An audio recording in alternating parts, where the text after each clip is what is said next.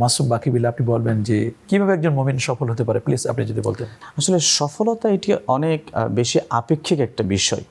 আমরা যদি কোরআন মাজিদে একটু দেখি যে সফলতার ব্যাপারে আল্লাহ রাব্বুল আলামিন কী বলেছেন। আপনি ইতিমধ্যে একটি আয়াত তেলাওয়াত করেছেন যে কদ আফলাহা মান তাযাক্কা। সেম অনেকটা আরেক জায়গায় আল্লাহ বলেন কদ আফলাহা মান যাক্কাহা ওয়া কদ খাবা মান দাসসাহা। আল্লাহ বলেন যে সে ব্যক্তি সফল হয়েছে যে পরিশুদ্ধ হয়েছে। সুতরাং পরিশুদ্ধতার ব্যাপারটিকে আল্লাহ সফলতার সাথে জুড়িয়ে দিয়েছেন। তার মানে অন্তরটাকে হিংসা, ফাসাদ, রিয়া, অহংকার, কুফর, পরশ্রীকাতরতা, গীবত, শাকাত এগুলোকে রিমুভ করে দিলে, ডিলিট করে দিয়ে ঈমান এবং কোরআনের নূর যদি আমরা ইনস্টল করে নিই তবে আমরা সফল হতে পারবো। এখন আরেকটি বিষয় বলবো যে সফলতার বিষয়টি অনেক ব্যাপক একটি ব্যাপার। সফল আসলে আমাদের সমাজে যে ধারণাটি আছে যে সফল হচ্ছে আমি খুব বেশি টাকা ইনকাম করতে পেরেছি, অনেক বিশাল বাড়ি করেছি, নারী আছে, বাড়ি আছে, গাড়ি আছে, সফল। অথবা আমার সন্তান ইউরোপে যেতে পেরেছে, অথবা আমার সন্তান আমার কেমব্রিয়ানে পড়ে, বা আমার সন্তান খুব ভালো রেজাল্ট করেছে, A+ পেয়েছে, আমি সফল হয়ে গিয়েছি। আসলে সফলতা এটি না। সফলতা দেখুন, আমরা প্রত্যেকের যে দায়িত্ব, এই দায়িত্বর জায়গাটিতে আমাদের সফলতার ব্যাপার কিন্তু আছে। যেমন একজন শিক্ষক হিসেবে আমার সফলতা কোথায়? একজন শিক্ষক হিসেবে আমার সফলতা হচ্ছে যে আমি ক্লাসে খুব ভালো পড়াতে পারছি কিনা, যে পড়ানোটা ছাত্রদের উপকার হচ্ছে, মানে আমি যে আউটপুটটা দিচ্ছি এর দ্বারা ছাত্র গড়ে উঠছে, উপকৃত হচ্ছে কিনা, তাদের মানসিকতা কল্যাণমুখী হচ্ছে কিনা, এটি একটি ব্যাপার। আরেকটি ব্যাপার হচ্ছে যে একজন কৃষক হিসেবে তার সফলতা কোথায়, একজন ব্যাংকার হিসেবে তার সফলতা, ইঞ্জিনিয়ার হিসেবে তার সফলতা কোথায়।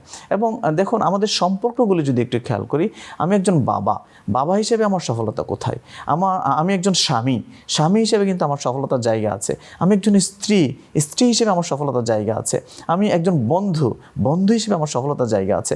অর্থাৎ আমি যখন যে রোলটা প্লে করছি সমাজে, পরিবারে, আমার কর্মক্ষেত্রে, প্রত্যেকটা জায়গায় আমার রোল প্লের জায়গাটিতে যদি আমি যথাযোগ্যভাবে সেটি আদায় করতে পারি ডিমান্ড অনুযায়ী, তখন আমি একজন সফল মানুষ। আমি আমার জায়গা থেকে সেই হিসেবে অ্যাজ এ মুমিন, আমি যখন মুমিন, তখন আমার সফলতার একটা জায়গা আছে আল্লাহকে খুশি রাখা, আল্লাহর কোরআন নবীজির হাদিস অনুযায়ী নিজের মতকে নির্ধারিত করা। এটি আমার অ্যাজ এ মুসলিম, একজন মুমিন হিসেবে আমার সফলতা। আল্লাহ তাআলা কিন্তু সফলতার ব্যাপারে আগে বলেছেন কদ আফলাহাল মুমিনুন আল্লাযীনা হুম ফি সালাতিহিম খাশিউন ওয়াল্লাযীনা হুম আনিল লাগবি মুরিদুন ওয়াল্লাযীনা হুম লিজ-যাকাতি ফাইলুন ওয়াল্লাযীনা হুম লিফুরুজিহিম হাফিজুন। এগুলো যদি আপনি একটু এক্সপ্লেইন করতেন। আল্লাহ রাব্বুল আলামিন এই আয়াতের মধ্যে যেটি বলেছেন যে সফল সেই ব্যক্তি যে আল্লাহর সামনে যখন নামাজে দাঁড়িয়ে যায়, এই নামাজের মধ্যে খুশু থাকবে, বিনয় থাকবে, একনিষ্ঠতা থাকবে। যেমন নবী সাল্লাল্লাহু আলাইহি ওয়াসাল্লাম ইরশাদ করেছেন আনতা আবুদাল্লাহ ফা ইন্নাকা তারাহু, যেমন তুমি এমনভাবে নামাজ পড়ছো আল্লাহকে দেখতেছো, ফা ইন লাম তাকুন তারাহু ফা ইন্নাহু ইয়ারাকা, তুমি যদি না দেখো তাহলে মনে করো যে আল্লাহ তোমাকে দেখছেন।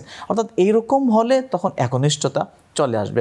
একজন রোজাদার হিসেবে আমার সফলতা কোথায়? একজন রোজাদার হিসেবে আমার সফলতা হচ্ছে যে আমি নিজেকে, আমার চিত্তকে বিরত রেখেছি সমস্ত অন্যায় কাজ থেকে। নবীজি সাল্লাল্লাহু আলাইহি ওয়াসাল্লাম ইরশাদ করেন যে তোমাদের মধ্যে এমন অনেক রোজাদার থাকবে যারা শুধু না খেয়ে থাকা ছাড়া আর কিছুই হবে না। সুতরাং আমার মধ্যে যদি শুধু না খেয়ে থাকি, আর আমার হাত, আমার পা, আমার চোখ, আমার কল্পনা, আমার জিহ্বা, এই সমস্ত অঙ্গগুলোকে গুনার কাছ থেকে, অন্যায় থেকে, জুলুম থেকে আমি হেফাজত করলাম না, গালি থেকে হেফাজত করলাম না, মানুষের সাথে খারাপ ব্যবহার থেকে হেফাজত করলাম না, একদম রোজাদার হিসেবে কিন্তু আমি সফল না, এটি বলা যেতে পারে না। তার মানে সফল হতে হলে শুধুমাত্র অন্তরের রোজা নয়, বরং চোখের রোজা আছে, কানের রোজা আছে, মুখের রোজা আছে, হাতের রোজা আছে, পায়ের রোজা আছে। সর্বদিক থেকে আমার প্রত্যেকটি অর্গান যেন আল্লাহমুখী হয়, প্রত্যেকটি অর্গান যেন সিয়াম পালনকারী, যেমন ওইরকম যেন হয়। আপনি দেখেন সাওমুন শব্দের অর্থ তো বিরত থাকা, আল ইমসাক আনিল কালাম, আল ইমসাক মানে বিরত রাখা, শুধু না খাওয়া থেকে বিরত না, বরং তার পুরো বডিকে, তার মনকে সমস্ত অন্যায় কাজ থেকে বিরত রাখার নাম কিন্তু সিয়াম সাধনা।